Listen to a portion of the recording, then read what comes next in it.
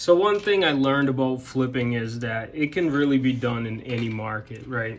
So I always see renovations, and when I think back on my 15-year real estate career and all the properties that we sold and all the investors that I used to work for before I saved up enough money to do my own flips, essentially what I learned is you can do it in any market because if you buy it right, you're buying it in the market that you're in. You're not really accounting for appreciation, and you're really looking to sell it in a short period of time.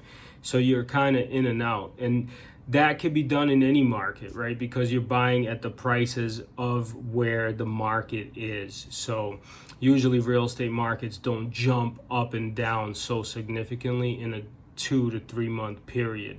So I think that that's what's great for us. Also, another thing that I learned is from saving money and doing flips after being a realtor, usually I try to get my realtors paid. So the realtors that brought me deals, essentially I got them paid right up front, and I paid them pretty well because some of these investors just don't take care of us realtors, and that's why I started to really save my money so I could do my own flips and take care of realtors well, because I really believe in the value of real estate agents.